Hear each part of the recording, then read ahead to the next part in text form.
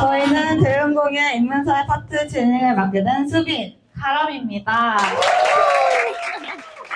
네, 수빈님, 이번에 7학년으로 첫 배움공예를 준비하는 것도 열심히 하셨다고 들었는데 진행까지 맡게 되셨잖아요. 소감이 어떠신가요? 조금 긴장되고 떨리기는 하지만 동시에 진행을 맡아서 설레기도 하는 것 같아요. 다들 리액션 잘 해주실 거죠? 네, 저도 수빈님과 함께 진행을 맡게 돼서 정말 기쁘고요. 그러면 잘 봐주시고 본격적으로 배움공예 인문사회 파트 시작해보도록 하겠습니다. 네, 첫 번째 순서는 이지훈 학생의 일일지의 세계사 발표가 있겠습니다. 나와주세요. 목차 일단 진행 순서를 설명드릴게요. 진행 순서는 고대 인도의 배경, 만우법전의 탄생, 만우법전, 그다음 만우법전에 대한 의견들로 마무리하겠습니다. 그다음 고대 인도의 배경은 고대 인도는 힌두교 중심의 사회였으며 사람들은 태어날 때부터 계급이 정해졌고 브라만 계급이 높은 지위를 차지했고 여성과 하층민들은 차별을 받는 배경이 있었고 이러한 사회 질서를 유지하기 위해 만우법전이 만들어졌다고 합니다. 만우법전의 탄생은 만우법전은 고대 인도 사회의 질서를 유지하기 위해 만들어진 법전이며 브라만 계급이 종교적 권위를 바탕으로 만든 것으로 신의 뜻을 담고 있다고 여겨집니다. 사람들이 지켜야 할 계급, 도덕, 규범 등을 정리한 문서입니다. 다음으로 만우법전은 고대 인도에서 만들어진 힌두교의 법전이고 사람들이 지켜야 할 계급, 도덕, 사회, 생활 규칙들을 정해놓았고 특히 브라만 계급을 높이고 여성과 하층민을 차별하는 내용이 담겨져 있습니다. 안 울었구나.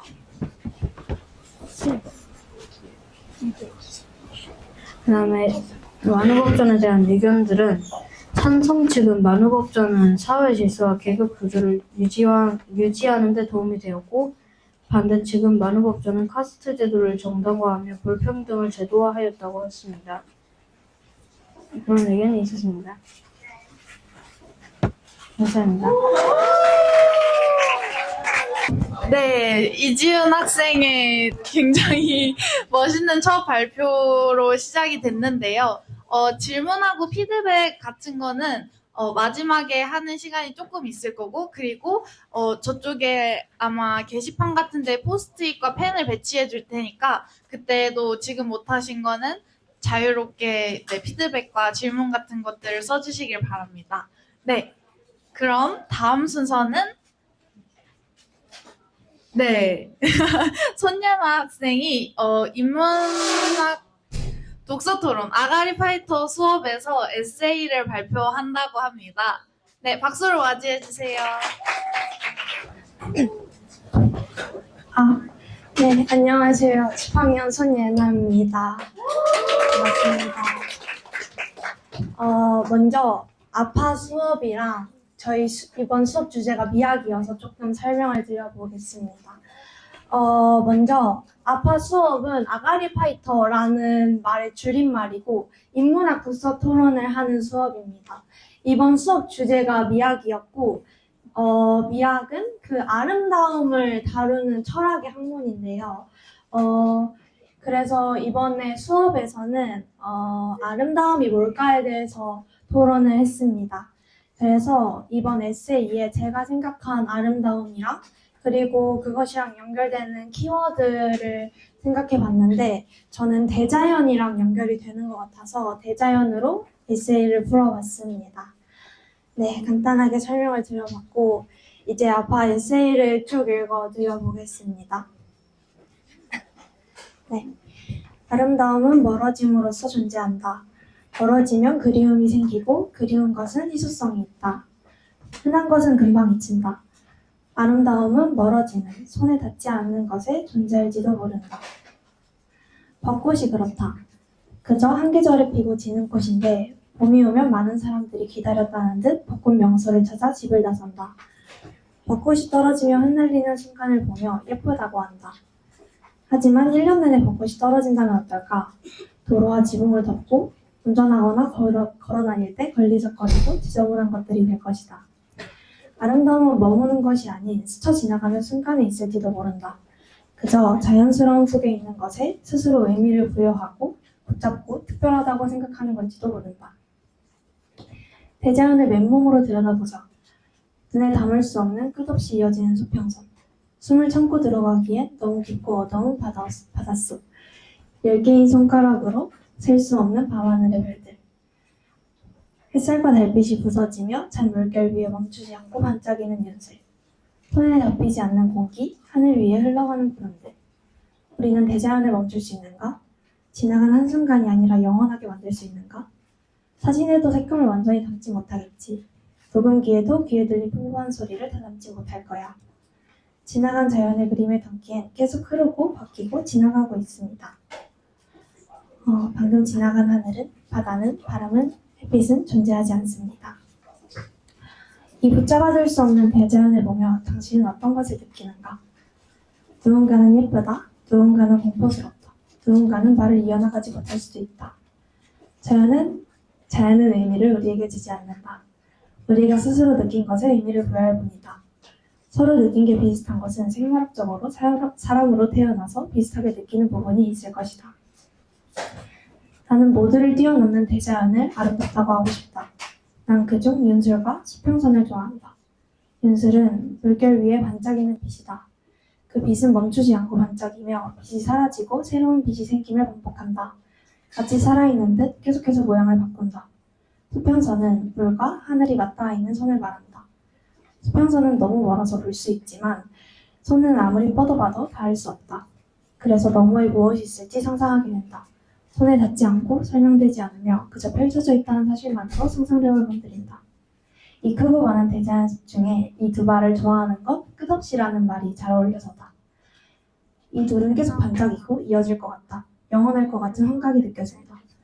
난 영원하지 않을 것을 안다. 방금 반짝였던 빛은 사라졌고 정원 수평선의 공기, 물살, 하늘색은 바뀌었을 것이다. 한순간이 영원히 이어지는 것처럼 보이겠지만 작고 많은 순간들이 계속해서 이어지고 있는 부분에서 나는 아름다움을 느낀다. 예쁘다를 넘어서는 감각. 손에 닿지 않을 만큼 먼 아름다움. 내가 보는 건 아름다움인지 환각인지 영원인지 잘 구분되지 않아 경계가 모호하다. 나도 정확히 정의할 순 없지만 이 모호한 경계가 아름다운 건지는 잘 모르겠다. 여기까지입니다. 네, 정말 다시 한번 자연을 생각해보게 될 수 있는 발표였는데요. 가라님, 이 발표에 대해서 어떠셨나요? 저도 굉장히 공감이 많이 되는 말들이 있어서 되게 마음에 와닿더라고요. 뭔가 저는 글로 미리 한번 읽어봤는데 근데 얘나 목소리로 들으니까 또 다르게 느껴지는 것 같아요. 네, 그리고 뭔가 들을 때 다 같이 뭔가 좀 더 집중해서 들어주면 좋을 것 같다 그런 생각이 좀 들더라고요. 그래서 뭔가 과자 맛있지만 뽀시락거리는 소리 조금만 주의하면서 다들 서로 발표 잘 들어주도록 해봅시다. 네, 그럼 다음 수선 누군가요? 네, 다음 주수는 박유한 학생의 인류주의 개념문법 발표가 있겠습니다. 큰 박수로 맞이해주세요. 안녕하세요. 배움공유의 개념문법 발표를 맡게 된 박이한입니다. 그럼 발표 시작하겠습니다.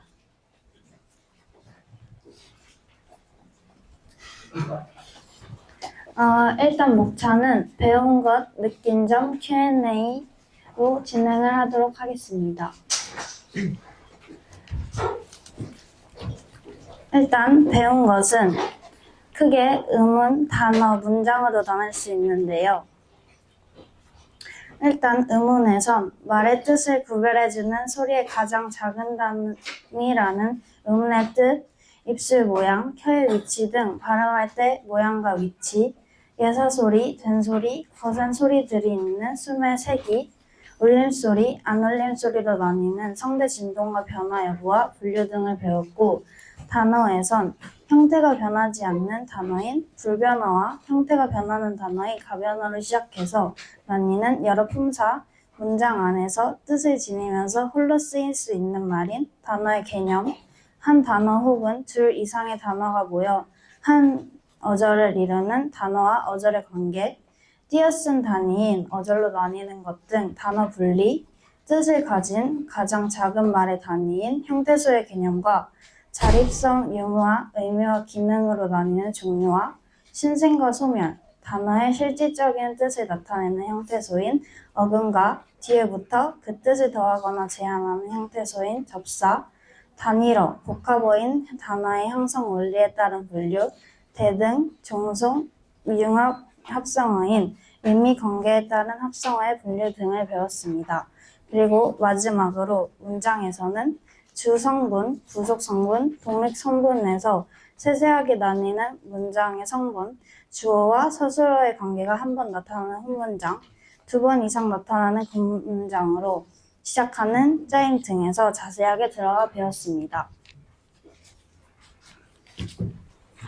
그리고 느낀 점은 평소에 더 알아보거나 호기심을 가지지 못했던 것이 반성되지만 이제라도 호기심을 가지고 자세히 알게 되고 일상생활에서도 호기심을 가지고 쓸 수 있어서 좋았습니다.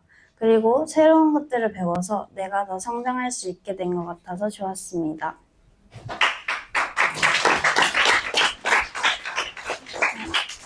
질문이나 피드백 있을까요?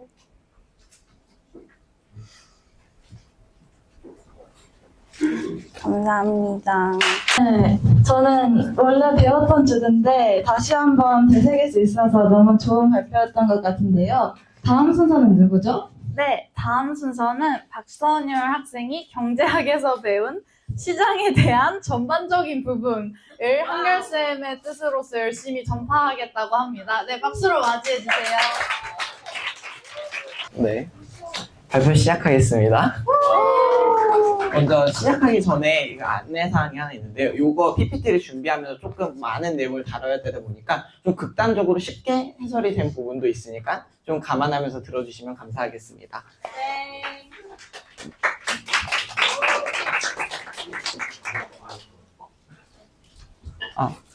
네, 간단히 이렇게 목차는 이렇게 진행될 것 같고요.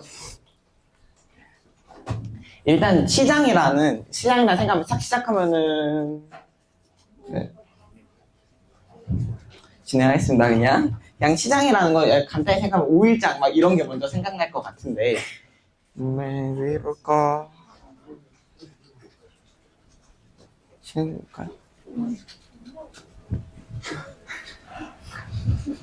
그래서 시장이라 그런 생각을 하실 것 같은데 사전적 의미는 간단히 찾아보면 경제학적으로는 권리, 용역, 제품들을 재화라고 하는데 이 소유에 대한 교환이나 촉진을 위하여 경제적인 방향으로 가진 인간의 상호작용으로 발전한 자연적인 사회적 구조이다 라고 정의를 간단히 내릴 수 있는데 그냥 쉽게 수요와 공급이 만나 재화가 거래돼야 이루어지는 곳 이렇게 쉽게 생각을 해주시면 될 것 같고 이거에 대한 시장의 대표적인 두 가지 예시가 있어요. 생산물의 시장, 생산 요소의 시장인데 생산물의 시장은 재화나 서비스가 거래되는 곳, 그냥 즉 소비자가 지불한 금액을 거래되는 곳이라고 생각을 해주시면 될 것 같고 생산 요소의 시장은 노동, 자본, 토지 등을 거래하는데 여기서는 소비자가 지불한 금액이 아닌 임금, 이자, 지대, 이윤 같은 것이 발생하는 게 생산 요소 시장이라고 생각하시면 될 것 같습니다. 다음으로 넘어가면요. 네, 시장의 핵심 원리와 수요와 공급이라는 부분인데 네, 수요와 공급은 원하는 사람들 수요는 내가 이걸 사고 싶어 이게 수요고요. 공급은 물건을 제공하는 사람 죄송합니다. 오타가 있네요. 사람인데 예를 들면 내가 판매자예요. 그러면 공급자가 되고 내가 이걸 사고 싶어요. 그러면 수요자가 되는 겁니다. 그래서 이 표를 설명하기 전에 희소성과 희기성입니다. 희소성 아닙니다. 그래서 희소성은 상대적인 거, 희기성은 절대적인 건데 이렇게 얘기하면 좀 어려울 것 같아서 설명을 해보자면은 욕구, 희소성은 사람의 욕구가 부족해서 예를 들면은 만약 이 아이패드를 갖고 싶어요. 그럼 이 아이패드를 사려면 돈이 필요하죠. 근데 돈이 없어요. 이게 희소성. 인간의 욕구는 무한하지만 자본이나 이런 등이 부족해서 사지 못한 게 희소성. 희기성은 절대적인 거예요. 양이 없어요, 아예. 예를 들면은 이 마이크가 만약에 전 세계에 한 대 있어요. 그럼 이걸 살 수 있어요? 못 사죠. 이런 것처럼 P기성은 절대적인 거 이러면 좀 이해가 쉽을 수 있겠죠?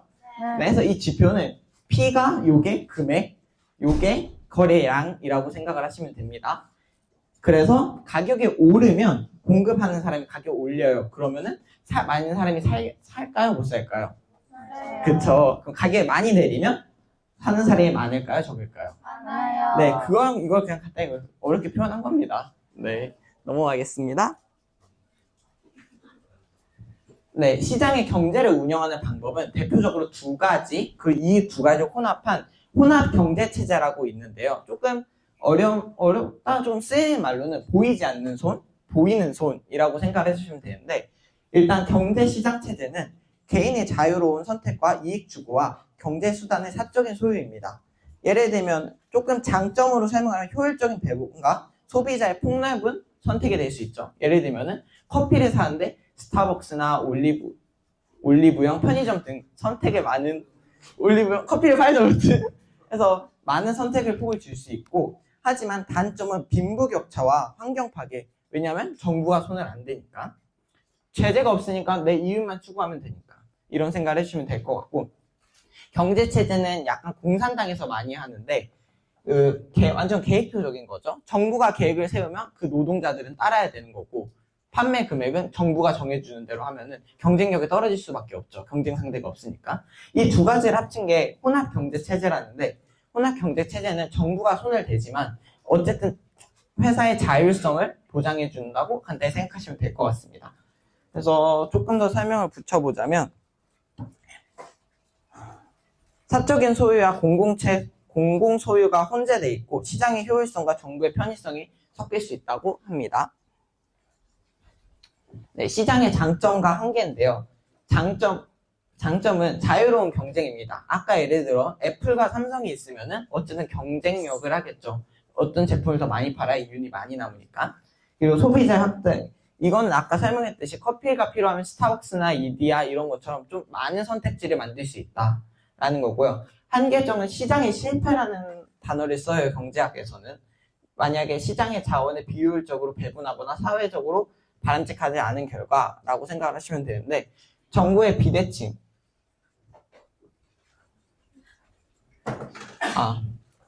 판매자와, 예를 들면 제가 중고차를 사는데 죄송합니다. 보험을 사는데 보험을 가입해야 되는데 보험이 너무 많고 규정이 너무 많아요. 그럼 정부가 알기 힘드니까 정부의 비대칭이라고 생각을 해주시면 될 것 같고, 독점과 가점은 예를 들면은 죄송해요. 노트북을 사는데 애플 시장이 원탑을 먹었어요. 그러면 그게 독점이 쭉 유지되면 모든 사람한테 이윤이 가기 힘들겠죠. 뭐 그런 식으로 생각을 해주시면 될 것 같습니다. 네, 끝입니다. 정말 쉽고 빠르게 경제학을 배울 수 있는 그런 발표였고요. 지금 뒤에서 한결씀 뿌듯하셔가지고 막 잇몸이 막 마르도록 웃고 계시는데, 네, 그렇지 않았나요? 너무 정리도 잘하고. 맞아요. 네, 정비를 잠깐 할 동안, 다음 순서는 누구죠? 안정민 학생이 세울림 사회에서 학생의 필요성에 대한 발표를 한다고 하는데요. 굉장히 기대가 됩니다. 박수로 맞이해주세요. 네, 반갑습니다, 여러분. 세울림 사회 발표를 하게 된 안정민입니다. 네, 앞 순서가 너무 재밌어서 제 발표는 그렇게까지 재밌진 않거든요. 하지만 열심히 진행해 보도록 하겠습니다. 먼저, 감사합니다. 먼저 세울림 사회에서 어떤 것들을 배웠는지 먼저 설명을 드리고 나서 저희 주제에 대해서 설명을 드리겠습니다. 저희 세울림 사회에서는 작년에 지윤 누나가 발표했던 젊은 정치인이 나오지 않는 이유에 대해서 살펴봤고, 또 원인을 조사하고 또 해결책을 제시하기도 했습니다. 또한 세대 갈등과 지역 갈등, 그리고 젠더 갈등 등의 조사를 해오기도 하고 또 발표를 진행해보기도 했습니다. 그리고 마지막으로 더 신나는 학교가 되기 위해서 필요한 것에 대해서 모든 학생들이 다 조사를 했고, 일부 학생들이 발표를 진행해보기도 했습니다. 또한 저기 우리 학교 우리가 치우자라고 붙어있는 것도 보실 수 있고, 저기 지나가시다 보면은 과제에 대해서도 붙어있는 거 보실 수도 있는데, 게다가 저희 학교 문화를 바꾸기 위해서 저희 11학년 친구들이 진행한 프로젝트 활동들이었습니다. 그래서 오늘 제가 진행한 활동은 제가 더 신나는 학교가 되기 위해서 필요한 것이라고 생각했던 학생과 필요한 이유에 대해서 발표를 해보도록 하겠습니다. 네, 박수 부탁드립니다. 네, 그냥 받고 싶어서 말씀을 드렸고요. 사실 조금 조심스러운 주제일 수도 있다고 생각합니다. 일기 때 학생회가 실제로 있었다고 들었는데, 네, 저는 그럼에도 필요하다고 생각해서 가져오게 되었고요. 모두 이 앞에 보이시는 문장이 뭔지 아시죠? 네, 모르시면은, 네, 지금, 네, 나가주시면 될 것 같고, 네. 네, 맞습니다. 저희 학교 비전입니다. 저는 학생회가 필요한 이유를 저희 학교 비전과 연관지어서 설명을 드리도록 하겠습니다. 그 전에 먼저 제가 필요하다고 생각했던 문제제기부터 하고 들어가겠습니다. 여러분 모두 감사합니다를 기억하시죠? 저는 나무 선생님께서 너무 감사하게 스승의 날 때 선생님들께 내 마음을 전할 수 있게 준비해 주셨던 학생 프로젝트 네 그거였습니다. 그래서 저도 굉장히 재밌게 참여를 했는데요. 그런데 저는 스승의 날 이벤트를 선생님들이 준비한 것으로 대신한다라는 거에 대해서 조금 문제의식이 생겼습니다. 이런 걸 학생들이 해야 되는 거 아닌가. 저희 학생들이 스승의 날 때 준비하고 주체적으로 진행한 건 없어서 굉장히 아쉽다라고 생각이 들었습니다. 그래서 학생회가 생기면 더 주체적으로 진행할 수 있지 않을까 하는 기대도 들었고요. 또 저희가 너무 과거 학생회가 없어졌다는 것으로 학생회를 안 만들고 있지 않을까라는 문제의식이 들었습니다. 과거의 문제점은 저는 많이 개선됐다고 생각합니다. 학생 수도 늘어났고 또 위원회도 많이 늘어났기 때문에 이런 문제점이 많이 개선됐다고 생각하고 이제는 네, 학생회를 만들 수 있는 타이밍이다 라고 말씀드리고 싶습니다. 또 마지막으로 저희 학생 대표가 없습니다. 그래서 별빛음식 개관식 때도 진행위원장이 발표를 했는데요. 그럼 왜 그럴까요? 하지만 진행위원장은 저희 학생의 대표는 아닙니다. 공동체회의와 대변인회의를 진행하기 위해서 선출된 위원이지 저희 학생 대표라고 할 수 없습니다. 그렇기 때문에 저는 많은 대외 활동과 이런 것들을 진행하기 위해서 학생 대표를 선출해야 한다고 생각합니다. 하지만 학생 대표라는 어감이 약간 거슬리실 수도 있을 것 같아요. 약간 대표라고 하면은 약간 상명하고 느낌이 될 수도 있고 그런 우려점이 있을 것 같습니다. 저는 그래서 그런 시스템을 개선하면서 만들어 나가는 것을 말씀드리고 싶습니다. 네. 그래서 제가 제안드리는 구조고요. 이거는 초안이기 때문에 그냥 네, 눈여겨만 봐주시면 될 것 같습니다. 학생 회장과 학생 부회장이 있고 그 밑에 위원회들이 속하는 구조입니다. 네. 효과 어떤 것이 있을까요? 저는 아까 말씀드렸듯이 비전을 바탕으로 해서 설명드리도록 하겠습니다. 네, 먼저 자기 삶의 주인이 될 수 있습니다. 학생회를 만들면 저는 크게 네 가지로 잡아봤는데요. 먼저 좀 프로젝트를 진행할 때 많은 좌절이 있을 것입니다. 여러분들 위원회 활동할 때도 많은 좌절이 있죠. 그리고 네, 감사합니다. 근데 학생회를 하면 더 많을 거예요, 사실.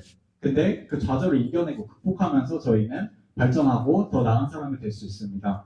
또한 학생 주도입니다. 아까 말씀드렸던 감사합니데이 같은 행사나 그 외의 행사들을 저희 학생들이 직접 자기 삶의 주인이 돼서 운영할 수 있습니다. 또한 학생의 위원이 된다면 리더십을 갖고 책임감 있는 사람으로 발전할 수 있을 것입니다. 마지막으로 회의 진행 능력인데요. 이는 지금도 진행위에서도 충분히 잘하고 있지만 학생회가 된다면 더 다채롭고 저는 위원회들끼리의 화합이 더 이루어질 것이라고 생각했습니다. 이는 다음 비전을 설명드리면서 이어나가 보도록 하겠습니다. 함께 손잡고 소설입니다. 여러분, 혼자 바꾸는 세상하고 함께 바꾸는 세상 중에 어떤 것이 더 쉬울까요? 다시 혼자일 수도 있지만 저는 함께 바꾸는 세상이라고 생각을 했습니다. 그래서 현재 지금 위원회들끼리의 성격이 되게 애매하다고 생각합니다. 문화위와 대내 소통이 대외 홍보이 등 누구 역할인지를 몰라서 이를 미루는 상황이 생기고 있습니다. 하지만 학생회가 생긴다면 이를 융합하고 한 가지로 나아가서 다양한 TF 활동이 된다든지 이런 점이 가능하다고 생각합니다. 저는 그래서 함께 손잡고 서기 위해서도 학생회가 필요하다라고 주장하고 싶습니다. 네, 거의 끝났습니다. 더 좋은 세상을 만듭니다. 여러분, 더 좋은 세상이란 무엇일까요? 저는 학생들이 행복하고 주체적으로 움직이며 성장을 만들어내는 곳이라고 생각했습니다. 그래서 그런 의미에서도 학생회가 필요하다라고 주장하고 싶습니다. 여러분, 이런 말이 있습니다. 두려움에는 두 가지 의미가 있다. 하나는 모든 것을 잊고 도망가라이고, 다른 하나는 모든 것을 직면하고 헤쳐나가라이다. 그리고 이에 대한 선택은 당신의 몫이다. 학생회에 문제점이 있는 것은 저도 인지하고 있습니다. 하지만 저희가 이 두려움 때문에 학생회를 만들지 말아야 할까요? 저는 아니라고 생각합니다. 이 두려움을 직면하고 헤쳐나가야지만 더 신나는 사람들이 될 수 있다고 생각합니다. 감사합니다.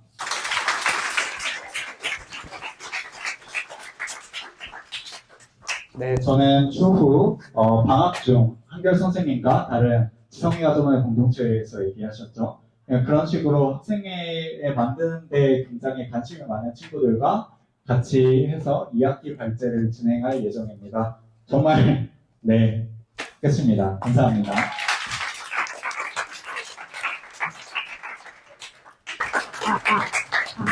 네, 흥미로운 주제였고요. 앞으로도 이런 주제들에 관해 같이 이야기해보면 좋을 것 같네요. 네, 수인님은 어떠셨나요? 어려운 주제인데도 불구하고 귀에 잘 들어오게 발표를 해주신 것 같아서 너무 감사하다고 생각이 들었습니다. 네, 그럼 이어서 다음 발표는 신유주 학생의 진로 프로젝트 발표가 있겠습니다. 큰 박수로 맞아주세요. 네, 안녕하세요. 진로 프로젝트 결과 공유 발표 시작하도록 하겠습니다.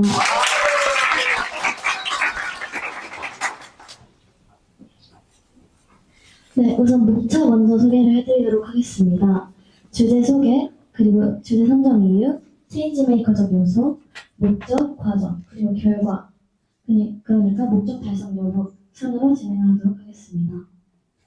네, 첫 번째로 주제입니다. 저의 주제는 나를 찾아가는 것이었습니다. 나는 누구인지, 어떤 사람인지 등 스스로를 돌아보며 앞으로 내가 하고 싶은 것은 무엇인지 찾아가는 것을 주제로 잡았습니다. 네, 주제 선정 이유를 좀 소개를 해드릴 텐데요. 진로 프로젝트 주제에 대한 고민이 좀 컸고 이 고민이 해결이 되지 않아서 어느 선생님을 찾아갔습니다. 그 선생님께 제 고민을 말씀을 드리니까 선생님께서 무엇을 할지 정말 모르겠다면 스스로 하고 싶은 것이 무엇인지 찾아보는 과정도 좋을 것 같다고 조언을 해주셨습니다. 그 조언을 듣고 제가 이 신한학교에 지원한 이유가 떠오르게 되었고 이유가 떠올랐는데요. 제가 이 학교에 지원한 이유는 여러 가지에 도전해보며 경험치를 쌓고 이 과정에서 나를 찾아가며 내가 하고 싶은 것을 알아가는 것이었습니다. 근데 작년에 굉장히 바쁘게 사느라 이 목적을 잊고 살고 있더라고요. 그래서 진로 프로젝트 주제를 선정하는 과정에서 그러면은 내가 이 학교에 들어온 목적을 다시 한번 되새기면서 나를 찾아가고 내가 하고 싶은 것은 무엇인지 찾아보는 것을 주제로 잡아보자 해서 선정하게 되었습니다. 네, 체인지 메이커적 요소인데요. 내가 하고 싶은 것을 찾아가는 모습을 보며 주변 사람들이 영향을 받아 자신을 돌아볼 수 있도록 한다 였습니다. 네, 진로 프로젝트의 목적, 그러니까 바라던 결과가 있는데요. 첫 번째로 초심 찾기였습니다.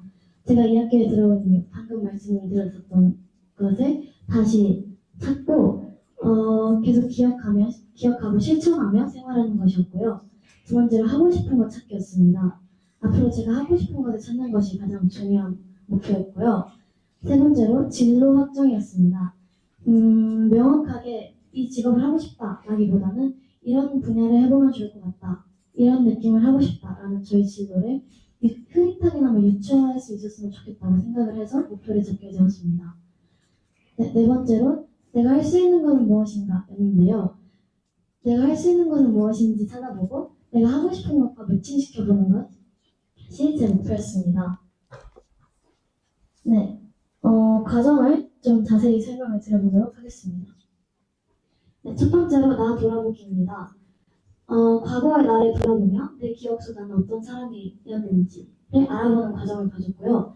거의 한 3, 4주 동안 저의 과거를 돌아보면서 나는 언제 행복하고 언제 힘들었는지를 알아보는 작업을 했었습니다. 네, 두 번째로 학생 인터뷰입니다.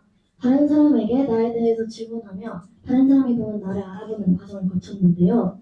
2주 동안 총 6명의 학생과 인터뷰를 했습니다. 이후 인터뷰 내용을 요약 및 정리하며 다른 사람이 바라보는 나를 알아보는 작업을 했습니다. 사실 선생님 인터뷰도 기획을 했었는데 시간이 부족해서 아쉽게도 무산이 되었습니다.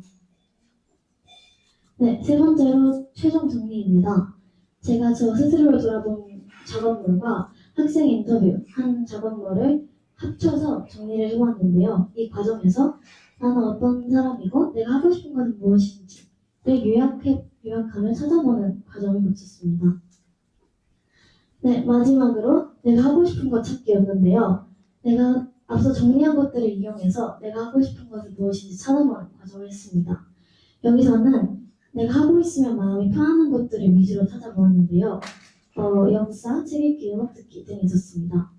이 세 가지 중에서 내가 하고 싶은 분야는 무엇일까라고 생각을 해봤을 때 나온 결과는 역사 쪽이었습니다.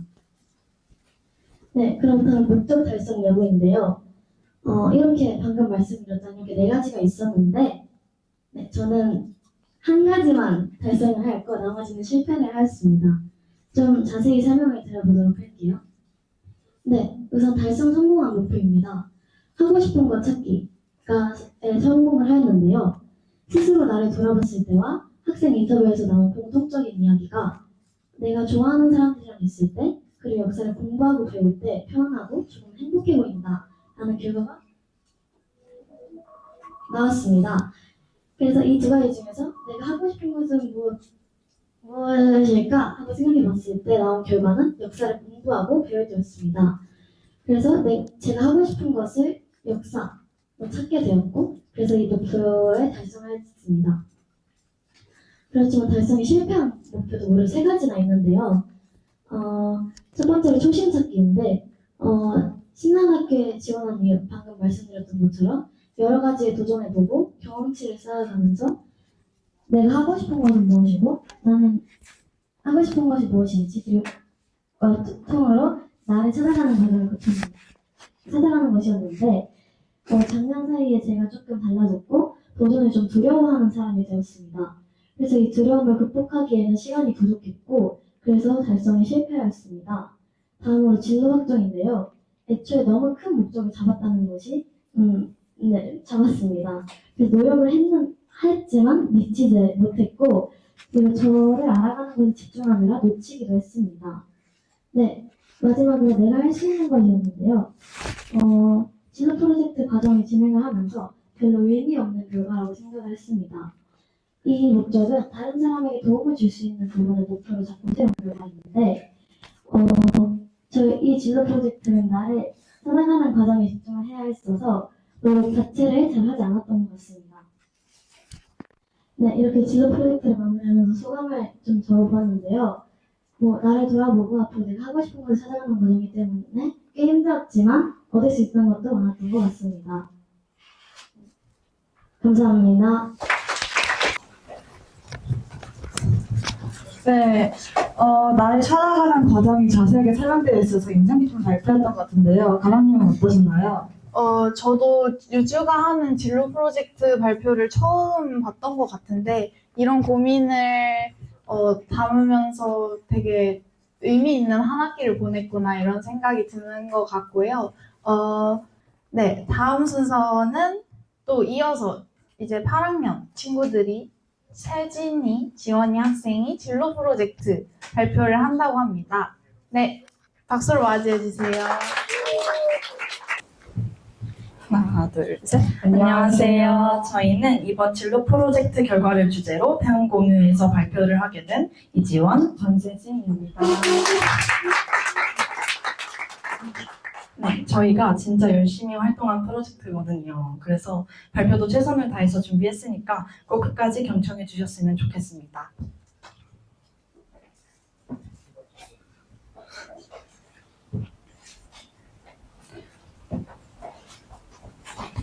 네, 바로 5차로 넘어가면요. 먼저 저희의 프로젝트 주제는 무엇인지, 왜 이렇게 정하게 되었는지 알려드리고요. 이 내용을 바탕으로 어떻게 활동해왔는지도 말씀드리겠습니다.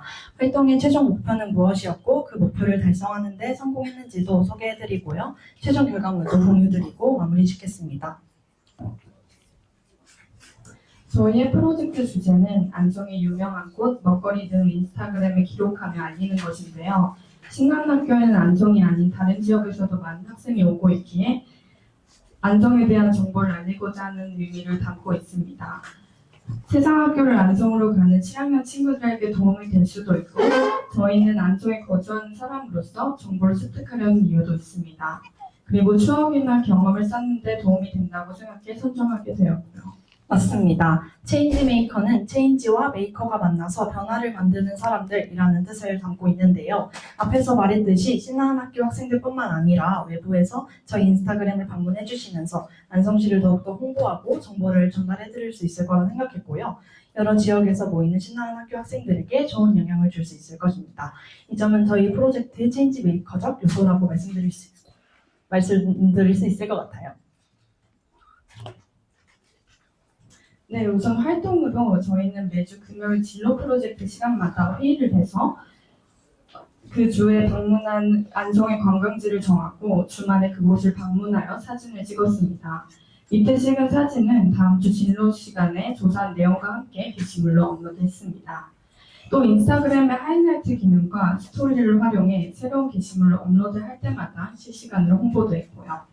그것 말고도 안성시 공식 인스타그램에 축제나 행사를 홍보하는 게시물이 올라왔을 때 같이 공유하며 정보를 알리는 등 여러 활동들을 했습니다. 네, 지금 보이는 이 사진은 그동안 저희가 업로드한 게시물들이고요. 가볼 만한 카페나 식당, 산책로들을 주로 업로드했습니다. 안성의 5대 특산물 중에 배를 소개하는 게시물을 올리고 나머지 4개의 특산물을 맞추시는 분들께는 진짜 배를 선물로 드리는 이벤트도 진행했습니다. 네, 활동 중간중간 이렇게 공식 인스타그램에서 찾아와 주시는 경우도 있어서 뿌듯했던 것 같아요. 이렇게 저희의 프로젝트는 순조롭게 잘 진행되었는데요. 당연히 아쉬운 점도 있었습니다. 바로 저희의 게시물의 절반 이상이 카페라는 것인데요. 안성에 있는 카페 말고도 소개하기 좋은 곳들이 많지만 신나는 학교 학생들이 가장 좋아할 만한 곳을 찾다 보니 카페의 비중이 늘어난 것 같아요. 다음으로는 일정이 잘 맞지 않아 따로따로 다녀와야 했다는 점입니다. 저희가 알아본 곳을 직접 다녀올 수 있는 날은 주말밖에 없었고 각자 개인의 일정이 안 맞는 탓에 같이 방문하는 것에 한계가 있었던 것 같아요. 맞습니다. 이러한 아쉬움들이 있었지만 전체적인 진로 프로젝트의 방향은 기획한 대로 잘 진행되었습니다. 그래서 저희의 최종적인 목표는요. 저희의 프로젝트를 통해서 정보를 얻는 데 도움을 받은 사람들, 즉 이 활동에 긍정적인 영향을 받은 사람들 20명을 모으는 것이었습니다. 그래서 사전에 만족도 조사를 진행했습니다. 인스타 스토리 하트 기능으로 받았고요. 네, 총 20명이 넘게 만족을 표해 주셔서 깔끔하게 기대했던 목표까지는 달성했던 것 같습니다. 네, 다음은 선출물인데요. 저희의 선출물은 그동안 기록한 것이 다 담겨져 있는 인스타그램 계정 게시물 중에서 가장 추천하고 싶은 것을 손그림과 글로 만든 책자가 될 것 같아요. 사진이 작아서 잘 안 보이실 수도 있겠지만 이 책자에 적힌 곳은 개인적으로 저희가 제일 인상 깊었던 곳입니다. 잠시 소개를 드리자면 안성시 삼중면에 위치한 풍산이랑 공도에 위치한 웬디 한우라는 곳입니다. 풍산이랑은 풍산개들이 가득한 카페인데요. 세계적인 국가자원인 풍산개를 소개하는 문구와 홍보 포스터, 굿즈 등도 판매하는 곳입니다. 안성에서 시작되어서 유엔에도 등록된 풍산개 카페인 만큼 꼭 가보셨으면 하는 마음에 책자에 담게 되었어요. 웬디 하루는 풍산이랑과 다르게 고양이들이 살고 있는 카페인데요. 내부 중앙에 있는 조형물이 포근한 느낌을 주고 디저트와 음료가 정말 맛있었던 게 기억에 남는 것 같아요. 고양이들이 예쁘게 자고 있으니 낭낭한 카페 분위기를 즐기기에 더 좋았던 것 같아 가장 인상 깊었던 것 같습니다. 맞습니다. 이렇게 저희가 가장 인상 깊었던 장소 2곳을 소개해드렸고요. 더 자세한 내용이 궁금하시면 인스타그램 게시물 참고하시면 될 것 같습니다. 저희가 준비한 발표는 여기까지이고요. 끝까지 들어주셔서 정말 감사드리고 질문이나 피드백이 있으시다면 이따가 저기 포스트잇에 작성해 주시면 될 것 같습니다. 감사합니다. 네. 네, 지원이랑 세진이가 정말 진로 프로젝트를 하면서 즐기면서 했다는 게 느껴지는 발표였고요. 네, 그럼 다음 순서는 뭐죠? 네, 다음 순서는 변수진 박수빈 학생의 고급영어 영어 스피치 발표입니다. Hello everyone, my name is Subin Park. And I'm Sujin. We are honored to stand here today to share an important discussion that will shape the future of our generation. We would like to talk about the impact of AI on the future of education and how we should responsibly use AI. First, let me ask you a question. Have you ever asked AI to help you with your task? Maybe for grammar checking, solving math problems, or even creating new writing? If you have experienced this even once, please raise your hand. And we see that many people are receiving help from AI, not just students, but also teachers as well.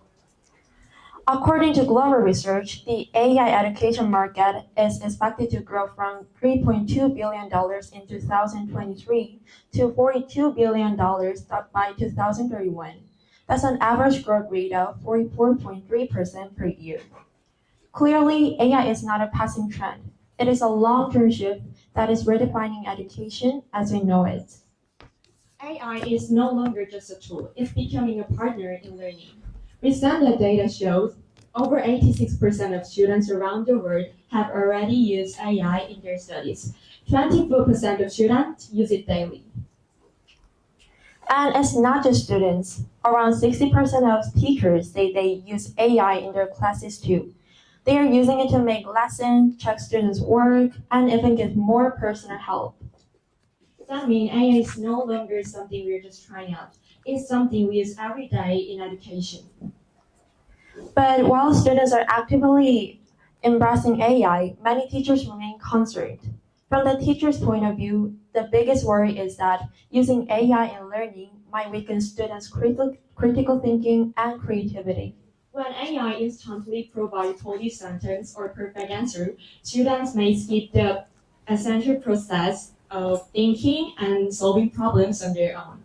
This can lead to shallow learning or worse, plagiarism. Also, since AI doesn't always give accurate or educational information, students who blindly accept its output might end up misunderstanding key concepts. Because of this risk, many teachers tend to view AI with hesitation or even negativity. But right now, students tend to focus only the strengths of AI, while teachers only focus its weakness, leading to restrictions. If we don't narrow this gap in perspective, AI won't become an opportunity in education. It will become a source of confusion. That's why we need to build an AI education guideline, one shaped by both students and teachers. So then, what can we as students actually do? We've organized our goals into 3 key actions. First, we must clearly understand the role of AI. Instead of asking AI right away, we should think on our own first. Even when we use AI's answers, we should learn to revise and reconstruct them in our own way. We have to remember that the center is always me. Second, we need to form healthy digital habit and ask questions with a critical mindset. Canadian computer scientist Sasa Luciani suggests asking ourselves 4 questions whenever we use AI. Do I really need this tool right now? Can I trust the answer it gives me? Is the information I'm entering safe? And is this a test I could try in my own first? This habit of intentionally of asking questions and thinking critically, that's one of the most important things in the AI era. Third, we should explore our own strengths and creativity. We should connect what we enjoy with what we are good at and reflect on our identity and direction in the AI era. That is how we prepare to live as humans in a world driven by technology. Of course, personal effort is not enough. For this practice to truly take root, schools must create the right environment. So what is the role of schools and teachers? Schools should set clear principles and guidelines for AI, protect privacy and data safety, and shift toward teaching methods that foster critical thinking and creativity. And teachers have a key role as well. They should not just ban or fear AI. Instead, they should act as educational guides showing how to use AI wisely and ethically. For example, AI tools like math-solving apps, English writing assistant, and GPT-powered Socratic dialogue systems are already being used in classrooms. So schools shouldn't stop just at the adopting new technology. They must also teach how to use it, how to evaluate it critically, and which values should guide us in using it. However, even if such an educational structure is established, it doesn't bring positive effects overnight. So both students and teachers have to hold two attitudes at once. An open attitude to accept new tools and a critical attitude to question and evaluate them. This mindset is what leads to real change. So then, in this flow of practice and transformation, where should future education be headed? We believe the answer lies in the vision of our school, to live as the owner of our own life. And this goal becomes even more important in the age of AI. So in closing, here's our message. AI should support learning, not lead it. We must stay at the center thinking, questioning, and choosing for ourselves. That's how meaningful education happens in the age of AI. And through this, we believe Shinna students will grow into thoughtful and responsible learners. Don't give AI the lead, make it your assistant. Thank you for listening.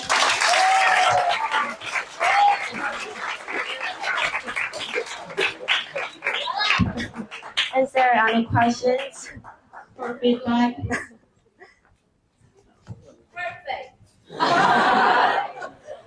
Okay, thank you so much. 네, 영어로 해서 정말 인상 깊은 스피치였는데요. PPT에도 한글이 들어가 있다는 게 보는 사람들을 배려한 것 같아서 너무 좋은 발표였습니다.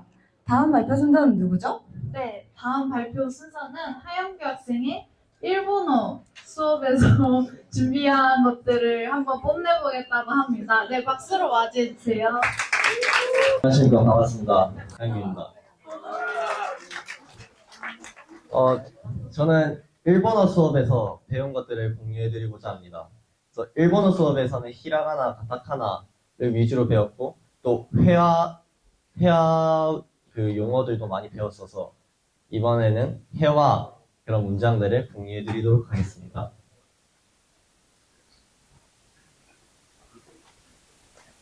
먼저 데스라는 글자인데요. 데스는 먼저 뭐뭐입니다 라는 뜻을 가지고 있고요.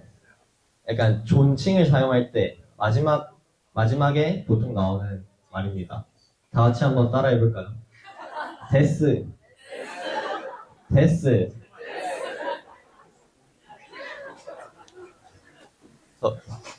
이 문장은 무엇이냐 하면 카와이 데스 귀여워요 라는 뜻이고요. 카와이는 귀여워 거의 뒤에다 데스를 붙여서 카와이 데스 귀여워요 라는 뜻입니다. 다 같이 따라해 볼까요?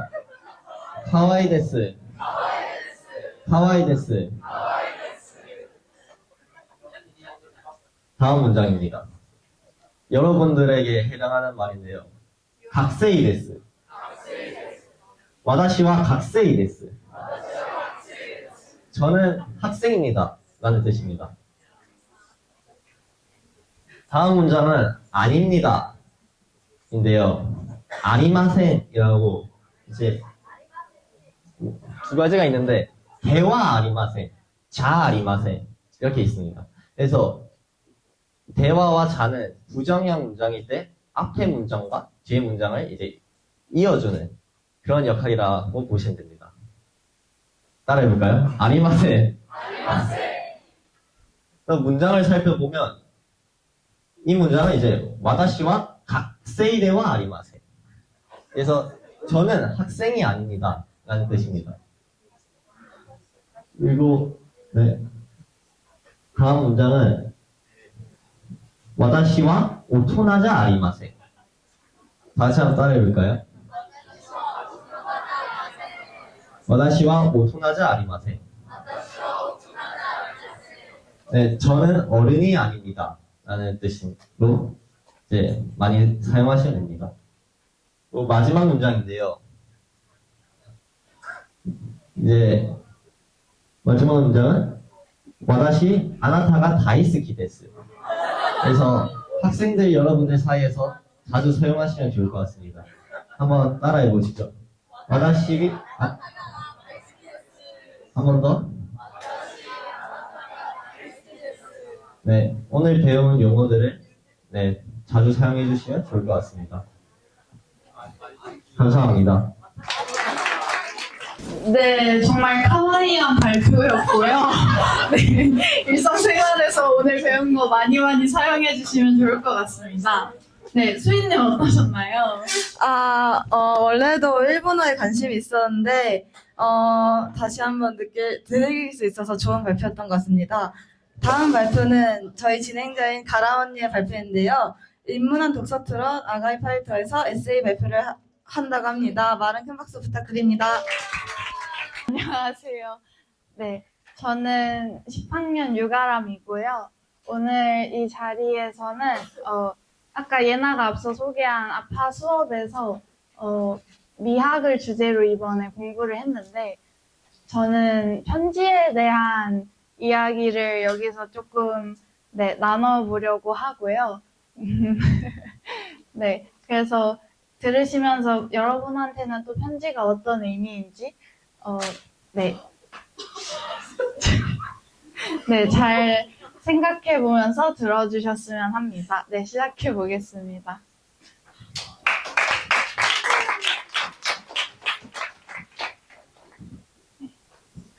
편지가 그렇게 아름답다. 언젠가 누군가에게 물었다. 난 그에게 편지를 쓰고 있던 참이었는데, 아니, 내가 편지를 쓰고 있는 동안 그가 나에게 먼저 편지를 주어 읽은 다음이었는데 문득 떠오른 의문이었다. 왜 편지일까? 사실 말로 전달해도 되잖아. 왜 굳이 글로 편지로 전달하는 걸까? 역시 얼굴을 보고 이야기하는 게 더 많은 방면에서 더 잘 전달되는 게 아닌가 하는 생각이 은연중 있었던 것 같았다.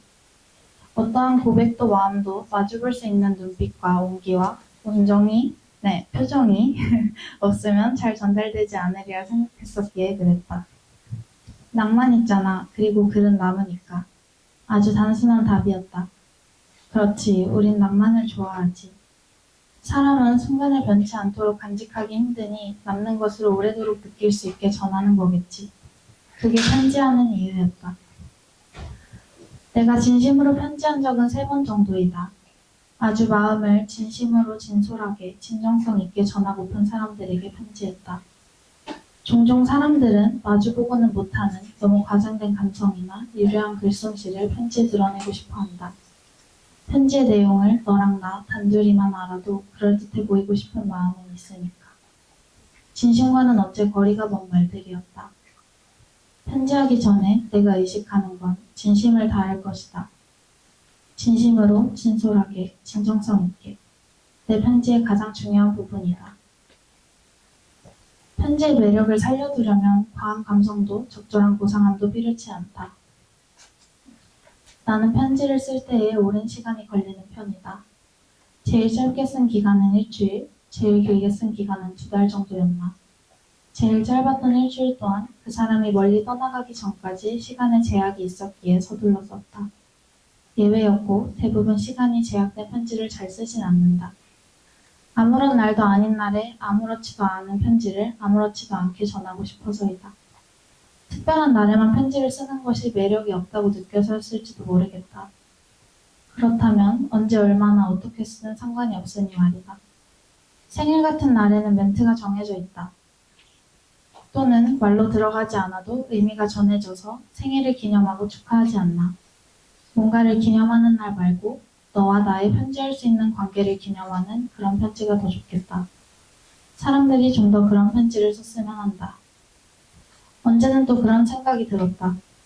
진정으로 순간을 향유할 수 있다면 편지는 필요 없게 될지도 몰라. 말로 전해도 그 순간을 충분히 집중하고 느낄 수 있는 사람이라면 남는 말 같은 건 필요 없지 않을까 하는 생각들 말이다. 사람은 영혼에 끌리나 보다. 아름다움과 대비되는 그 영혼은 여기저기에서 말도 안 되게 튀어나오기도 한다. 변치 않는 사랑, 영원한 가치, 영생 같은 것들이 말이다. 주로 예술 작품에서 많이 나오는 것 같다. 문학, 미술, 영화, 음악 같은 것에서 말이다. 예술 또한 영혼과는 대비되는 말이라 생각한다.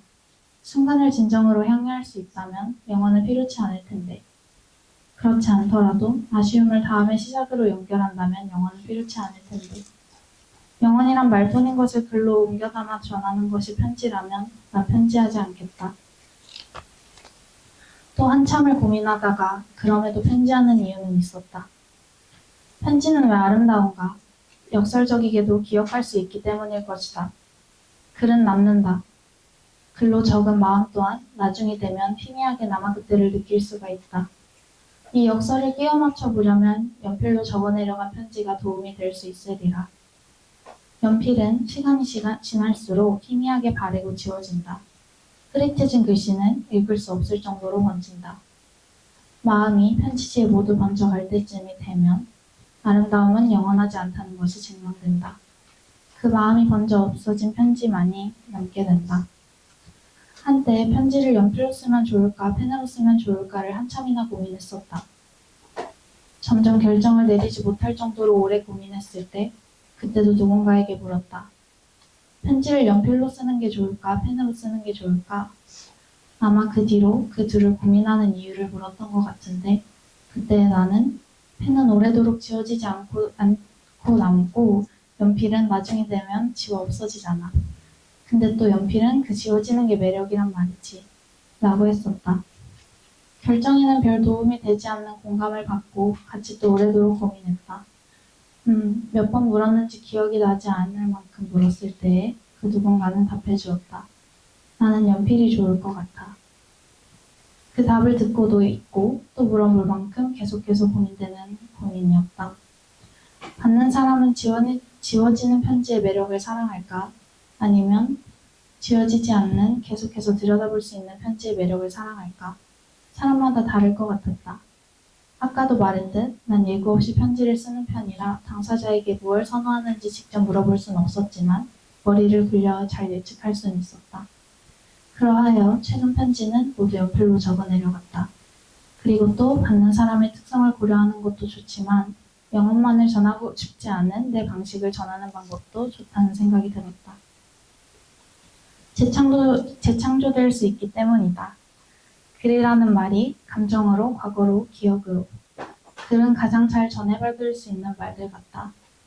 더군다나 편지의 형태는 그림이나 시처럼 많은 해석의 여지를 두지 않아서 확고한 말들이다.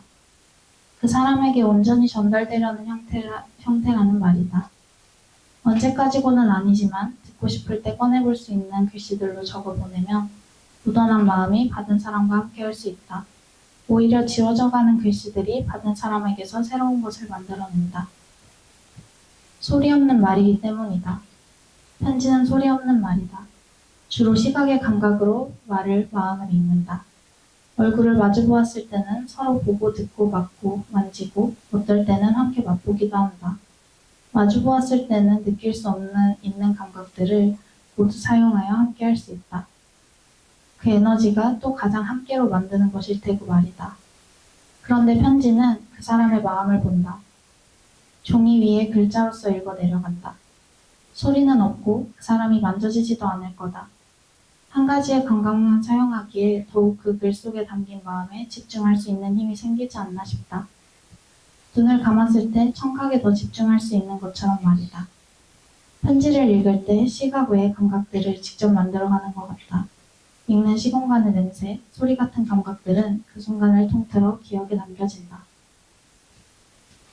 이 세 가지가 내가 편지하는 이유였다. 소리 없는 말이기에 공백의 감각들은 읽는 사람 스스로 채우고 언젠가 지워지는 글씨로 영혼을 말하지 않기 때문이다. 하지만 받은 사람은 지워져가는 편지를 감정으로, 과거로, 기억으로 다양한 형태로 새롭게 재창조할 수 있다. 그것이 편지의 가장 큰 매력들이었다. 그렇기에 난 모순과 질문들을 풀어내고 다시 편지한다. 추신, 물었을 때 어김없이 서슴없이 답해준 누군가에게 고마움을 전한다. 이상입니다. 저는 편지라는 단어로 가람 언니의 생각을 많이 들을 수 있어서 너무 좋았던 것 같아요. 다음 발표는 네, 다음 발표는 온유 언니의 세월림 사회에서 과제의 중요성에 대한 발표가 있겠습니다. 박수로 맞이해 주세요. 네, 안녕하세요. 네, 네, 안녕하세요. 11학년 김온예입니다. 네, 저도 앞에서 정민이가 설명해 주셨듯이 저도 세월림 사회에서 신나는 학교가 더욱 신나는 학교가 되기 위해서 뭘 바꾸면 좋을까라는 주제에서 하고 싶은 것과 해야 하는 것 사이라는 주제로 한번 작성을 해봤습니다. 네, 신나는 학교에서는 학생들이 예를 들어서 시간표나 동아리, 위원회 같은 것처럼 스스로 활동을 정하고 기숙사 생활을 하다 보니까 자율적으로 생활해야 되는 시간이 많습니다. 그러나 특히 성찰 주간에 과제 때문에 힘들거나 과제가 너무 많아서 아무것도 할 수 없고 잠도 줄이지만 과제를 제 시간 안에 끝내지 못하는 친구들이 늘어나고 있습니다. 실제로 주변을 보면 과제를 제 시간에 내는 학생보다 늦게 내거나 아예 안 내는 친구들의 비율이 비슷하고 그것이 학생들과 선생님들한테 이상하게 받아지지 않습니다. 과제는 학생으로서 당연히 해야 하는 일이지만 이런 현상이 반복되면서 점점 무너지고 있습니다.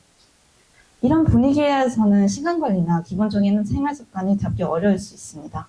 하고 싶은 일도 많고 해야 할 일이 많은데 뭘 먼저 해야 할지 몰라서 결국 아무것도 하기 싫어지는 인지적 과부하 현상이 생길 수도 있습니다.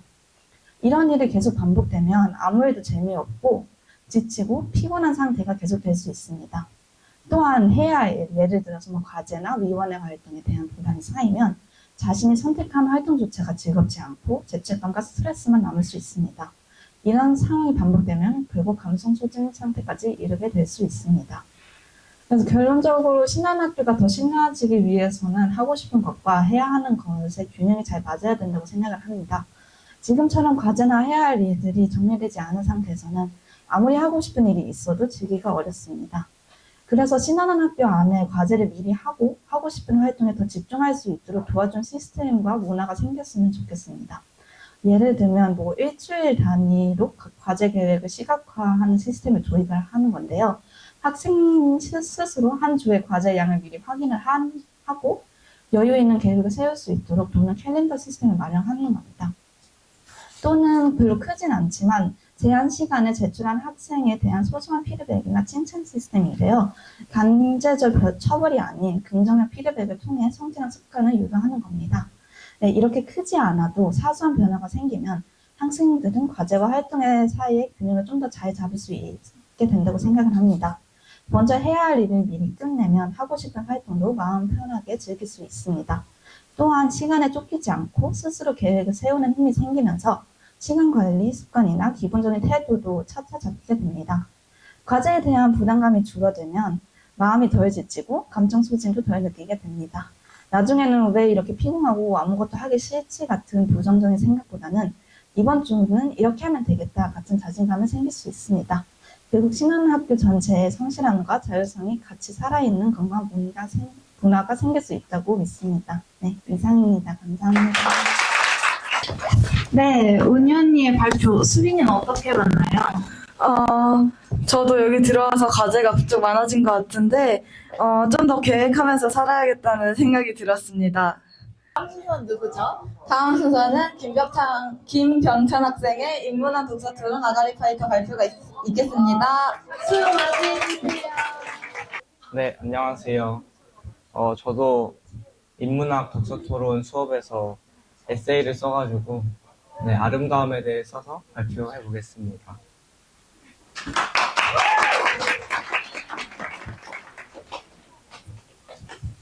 누군가 나에게 취미가 뭐냐고 물어본다면 자신 있게 대답할 수 있는 한 가지는 바투카다이다. 바투카다에 빠져있다. 취미를 이렇게까지 오랫동안 진심으로 즐기는 것은 처음이다. 왜 나는 바투카다에 빠져 있을까? 아름다움을 느꼈기 때문일까? 먼저 멀어짐의 아름다움이 있다. 바투카다를 계속하는 여러 이유 중 하나는 좋은 기억을 잊지 못해서이다. 처음 바투카다 공연을 보았을 때, 처음 악기를 접했을 때, 처음 많은 사람과 합주했을 때, 처음 공연을 했을 때, 이런 여러 좋은 기억들을 잊지 못해서이다. 물론 그 기억 속 장면을 그대로 반복한다고 해도 그 감정을 다시 불러올 수는 없다. 처음 합주를 했던 공간에서 비슷한 인원으로 합주를 해도 그때 느꼈던 울림을 똑같이 다시 느낄 수는 없었다. 이는 마치 아름다움이 멀어지는 것과 비슷한 관계가 아닐까 생각한다. 어떤 아름다움을 경험하면 다시는 똑같은 것으로 아름다움을 경험할 수 없다고 한다. 바투카다에서 역시 아름다움을 경험하고 난 뒤 똑같은 울림을 느낄 수 없다고 생각한다. 그렇지만 나는 더 이상 아름다움을 느낄 수 없다고 해서 멈추는 게 아닌 또 다른 아름다움을 찾아 헤매며 바투카다를 하게 되는 것 같다. 또한 진동과 차단의 아름다움이 있다. 이런 기억도 있었다. 바투카다 합주를 했을 때인데 그 장소가 꽉 찰 정도로 많은 사람이 밀폐된 공간에서 함께 합주했었던 경험이었다. 그때 처음 울림이라는 단어를 생생하게 느꼈던 것 같다.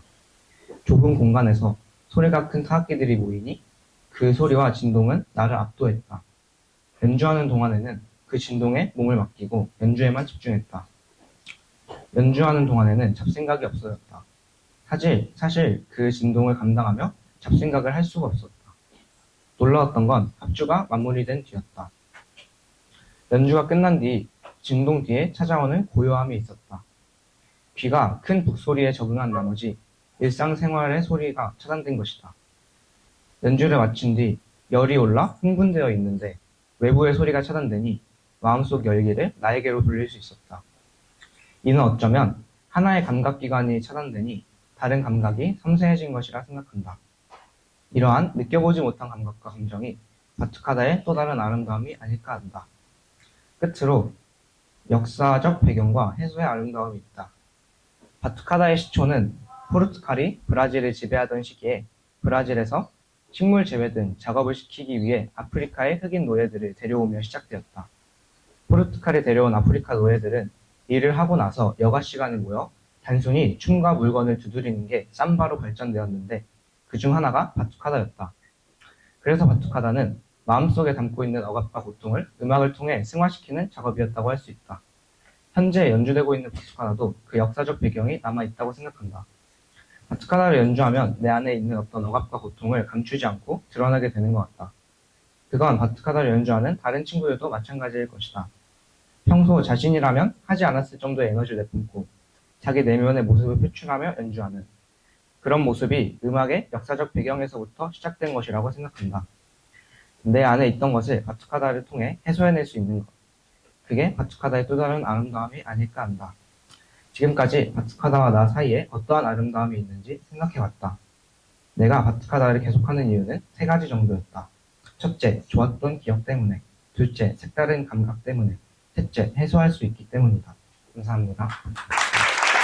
이런 깊은 내용을 몰입해서 들을 수 있어서 너무 좋은 것 같았고요. 네, 그러면 이어서 다음 순서는 박진덕 학생이 서툰 인생을 위한 철학 수업에서 또 에세이를 준비했다고 하니까요. 잘 들어주세요. 나와주세요. 네. 4년 만에 처음으로 에세이를 발표하게 된 박진덕이고요. 지체 없이 바로 시작하겠습니다. 서툰 철학 에세이, 나를 알아간다는 것. 서툰 철학 수업의 2번째 책인 자존감 수업의 책의 모든 발제가 끝나며 수업도 끝이 났다. 이번 서툰 철학 수업에서 다른 주제는 열등감과 자존감이다. 이 수업을 들어오게 된 이유에는 여러 가지가 있었다. 그 이유와 이 수업에서 배운 것들과 내가 느낀 것에 대해 이야기해보겠다. 우선 서툰 철학이라는 수업의 정식 이름은 서툰 인생을 위한 철학 수업이다. 이 수업에 들어간 이유는 요즘 내가 크게 느끼는 감정 중 2개인 자존감과 열등감에 대해 책을 읽으며 알아간다는 것을 솔깃해서 들어오게 되었다. 솔직히 말하자면 책을 읽는다고 했을 때 좀 망설이고 주저했다. 그래도 이 감정에 대해 좀 더 알아보고 싶었기에 수업을 신청했다. 서툰 철학 수업에서는 모든 학생들이 솔직해지자고 약속했다. 하지만 나에게 솔직했냐고 묻는다면 난 대답할 수 없다. 난 내 감정을 솔직하게 말하는 것만큼 어려운 일이 없다고 생각했기 때문이다. 이제는 내가 수업에서 느낀 것들을 최대한 그래도 내 마음을 다 담아서 말해보겠다. 이야기하기 전에 나는 누군가의 이야기를 들으며 항상 해주는 말이 있었다. 느끼는 감정에 솔직해져도 괜찮아. 내가 느끼는 감정을 표현해도 괜찮아 라는 말을 자주 했다. 나랑 이야기해본 친구들이면 한 번쯤 아니면 여러 번 들어본 말일 정도로 자주 하고 다녔다. 근데 막상 그런 말을 하는 나는 원래 솔직하지 않은 사람이다. 항상 누군가에게 이상적인 사람이 되길 원했다. 누군가와 나를 비교하며 깎아내리는 일도 잦았다. 비교하다 보니 자존감은 낮을 대로 낮아져 있었다. 자존감이 낮아지면 내가 작아 보이자 더 커지고 싶은 마음에 내가 바라보는 사람이 못하는 걸 나는 할 수 있다는 걸 보여줄 거야 라는 작은 감정에서부터 열등감이 시작되었다. 하지만 나는 열등감을 느끼는 나를 부정했다. 열등감이라는 감정을 부정적인 감정이라고만 생각했기 때문이다. 누군가에게 피해를 줄 수 있는 감정이라고 생각했다. 그런 감정을 느끼는 내가 싫었다. 싫어하던 중에 열등감을 묻는 10대들에게 라는 책을 읽었다. 나는 솔직히 처음에 책을 읽는다고 해결되겠어? 라는 생각을 읽었다. 하지만 책의 한마디 한마디가 나의 전곡을 찔렀다. 친구들과 열등감을 느낀 적이 있는지, 어떤 상황이었는지에 대해서 이야기도 많이 나누었는데 나와 같은 생각을 가진 친구들도 꽤 있다는 것도 알게 되었다. 열등감이란 감정은 나에게는 정말 느끼기 싫어하는 감정이지만 책에서는 열등감을 느끼는 것이 자연스럽다고 말했다. 사실 나는 열등감을 묻는 10대들에게 책이 끝나고도 열등감을 느끼는 게 왜 자연스러운 건지 아직은 잘 모르겠다. 그래도 이야기를 계속 나누면서 안 하고 혼자 고민하는 것보다는 친구들과 상황을 공유하며 공감하고 이야기 나누는 것이 좋다는 것 하나는 알게 되었다. 그 뒤에 자존감 수업이라는 책으로 넘어갔다. 나는 열등감보다는 자존감에 관한 이야기에 더 빠졌다. 제일 인상 깊었던 것은 양가 감정이라는 파트였다. 양가 감정을 예시로 들자면 사랑하지만 미워하는 것처럼 극과 극인 감정을 동시에 느끼는 것이다. 내가 많이 느꼈던 감정으로는 좋아하지만 미워하는 감정을 제일 많이 느꼈다. 어떤 사람에게 내가 줄 수 있는 모든 것을 다 퍼줄 수 있을 정도로 좋아하지만 그만큼 사소한 것을 미워하는 감정도 컸다. 감정 하나하나를 크게 느끼는 것만큼 힘든 일은 없었다. 그만큼 두 개의 감정을 동시에 느끼는 것은 정말 피곤했다. 그래도 이렇게 내 생각을 정리해서 말할 수 있게 해준 것 또한 사춘 차일 때 함께 이야기를 나눈 친구들이었다. 내가 느낀 감정은 내 주변에 있는 친구들도 한 번쯤은 느낄 수 있는 감정이라고 생각한다. 이런 감정을 느끼는 친구들에게 해주고 싶은 말, 또한 나에게 해주고 싶은 말은 이런 감정을 혼자만 느끼는 것이 아니며 주변의 친구들 또한 느끼고 있으니 너무 신경 쓰지 말라는 말을 해주고 싶다. 물론 어렵다. 나도 어렵다. 그래도 같이 노력해서 열등감이나 자존심이 그저 부정의 감정이 아니라는 것을 함께 알아가 보면 좋을 것 같다. 감사합니다. 네, 철학이라는 수업으로 진덕 언니의 생각을 들을 수 있어서 너무 좋은 발표였던 것 같습니다. 네, 그러면 다음 순서는 누구죠? 다음 순서는 최지우 학생의 최강경, 이재명 성격범 재판 단순한 유무 죄를 넘어서 라는 발표입니다. 나와주세요. 네, 안녕하세요. 저는 12학년 최지우입니다. 네, 저는 최강경 수업에서 이재명 선거법 재판을 주제로 보고서를 작성했습니다. 이 사건은 공직선거법 위반 혐의로 재판을 받은 이재명 당시 더불어민주당 대표가 선거 기간 중 했던 몇 가지 발언들, 예를 들어 김문기 전 처장을 몰랐다, 해외 출장 중 골프를 치지 않았다, 백현동 용도 변경은 국토부의 요구 때문이었다. 이런 말들이 허위사실 공표에 해당하는지를 두고 다뤘던 재판인데요. 저는 단순히 유죄냐 무죄냐를 따지는 걸 넘어서 이 재판이 우리 사회와 민주주의에 어떤 의미를 던지는지 고민해보고 싶었습니다. 보고서를 준비하면서 오마이뉴스의 기사도 함께 참고했습니다. 지금부터 그 내용을 나누겠습니다. 이재명 선거법 재판 단순한 유무죄를 넘어서 이재명 대표의 공직선거법 위반 사건은 단순히 유죄냐 무죄냐로만 판단할 수 있는 무죄가 아니다. 정말 중요한 것은 왜 이재명이 이렇게까지 오랫동안 정치적, 법적 공격을 받아왔는가 그 배경을 들여다보는 일이다. 이재명은 기존 정치 질서와 기득권 구조를 흔드는 인물이었다. 성남시장과 경기도지사 재직 시절 그는 부동산 개발 이익이 민간이 아닌 시민에게 돌리고 복지와 민생을 우선하는 정책을 강하게 추진해왔다.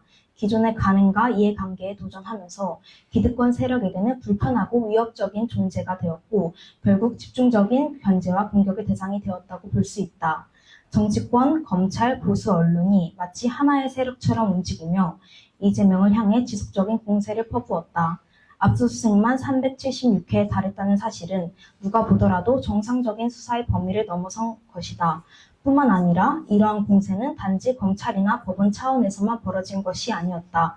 보수 정당, 관료, 법조계, 언론까지 이재명이라는 인물 하나를 중심으로 반-이재명 전선이 형성되었다는 분석도 있다. 이처럼 다양한 보수 기득권 세력들이 일치단결해 정치적으로 그를 제거하려고 했다는 점에서 단순한 법적 판단의 문제를 넘는 심각한 정치적 문제로 볼 수 있다. 그를 둘러싼 법적 혐의 역시 실제로는 허위사실 공표와 배임 수준에 머물렀다. 돈을 받은 부패 범죄도 인명피해를 일으킨 중범죄도 아니다. 이런 점에서 그는 만들어진 범법자라는 지적도 나온다. 윤석열 정권의 검찰이 낙인을 찍고 무리하게 수사를 밀어붙인 결과로 볼 수 있는 것이다. 이재명에 대한 기득권의 저항에는 정치 행보뿐 아니라 그의 출신 배경도 영향을 미쳤다. 도시 빈민의 아들로 태어나 검정고시를 거쳐 법조인이자 정치인이 된 이재명은 전통적인 보수 엘리트들이 용납하기 어려운 존재였다. 과거 보수 세력이 상고 출신의 노무현 전 대통령을 대통령으로 인정하지 않으려 했던 것처럼 이재명 역시 보수 엘리트들에겐 받아들이기 어려운 인물이었다. 이 점에서 이 사건은 단순한 정치적 갈등을 넘어서 우리 사회의 뿌리 깊은 기득권 구조와 계급 차별의 문제를 드러내고 있다. 정치는 결국 국민과 소통하며 문제를 해결하고 사회를 더 나은 방향으로 이끄는 일이다. 이처럼 말과 표현이 중요한 영역에서 정치인의 발언을 쉽게 법적 처벌의 대상으로 삼는다면 정치 활동 자체가 위축되고 국민의 선택권도 제한될 수 있다. 이번 재판은 단순히 한 정치인의 문제가 아니다. 검찰의 지나친 수사, 법원의 정치적 고려, 정치인의 자유로운 소통을 어렵게 만드는 분위기 등 우리 사회의 민주주의가 제대로 작동하지 못하게 만드는 여러 문제가 함께 얽혀 있다. 2025년 5월 1일 대법원은 이 사건을 유죄라고 볼 수 있다는 판단을 내리면서 다시 고등법원에서 재판하라고 결정했다. 대법원이 직접 유죄라고 확정한 것은 아니지만 어떻게 판단해야 할지 강하게 알려준 것처럼 보여 논란이 크다. 이런 결정은 법원이 정치적으로 민감한 문제에 너무 깊이 관여한 것이라는 비판을 피하기 어렵다. 법의 판단은 정치에서 한쪽 편을 들지 않고 공정하게 이루어져야 하며 정치인의 말과 표현이 나온 상황도 충분히 살펴봐야 한다. 이번 대법원 판단은 많은 사람의 기대와 달랐지만 여전히 이재명의 발언이 거짓이라고 단정하기 어렵고 그 말이 선거에 큰 영향을 줬다고 보기 힘들다는 이심 판단이 더 설득력 있다고 생각한다. 앞으로 남은 재판 과정에서도 정치인의 발언과 국민의 선택권이 정당하게 존중받아야 하며 이 사건이 정치가 국민을 위해 일하고 문제를 해결하는 본래의 역할을 되찾는 계기가 되기를 바란다. 네, 감사합니다. 네, 이것으로 배운 공연 인문사회 파트 발표가 끝났는데요. 가람님 어떻게 보셨나요? 저는 너무너무 재밌게 봤는데요. 이번 인문사회 파트를 발표한 친구들이 정말 다양하게 각양각색의 다양한 활동들을 가지고 와서 하나하나 정말 다 재밌게 봤고 저는 좀 감동적인 부분도 있었던 것 같습니다. 네, 수빈님은 어떠셨나요? 저도 다 너무 잘하고 좋은 내용들을 너무 잘 알려주신 것 같아서 모두에게 너무 감사합니다. 이것으로 인문사회 대형 공연을 마치겠습니다. 피드백은 저기에 있는 포스트잇에 붙여주시고요. 긴 시간 수고 많으셨습니다. 감사합니다. 감사합니다.